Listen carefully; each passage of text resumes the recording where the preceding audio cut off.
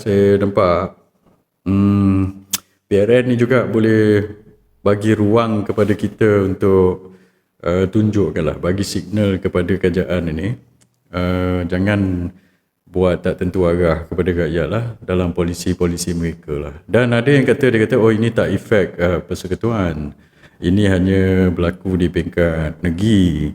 Tapi saya nak cakap macam ni, contoh di Johor lah, dia orang kata kan, dia kata okey tak apalah kita undi Barisan Nasional di Johor sebab itu kawasan BN.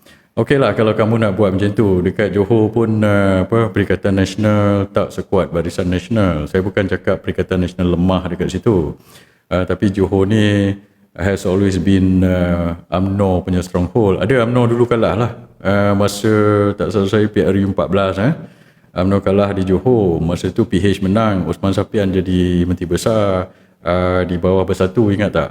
Ini dia punya matematiknya tu. Masa itu orang Melayu di Johor yang sokong PH pun pada ketika itu cuma 20 ke 25% aja.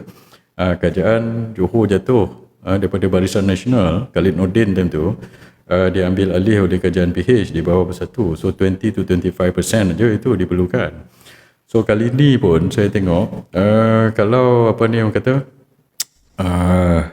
tengoklah macam mana kalau ada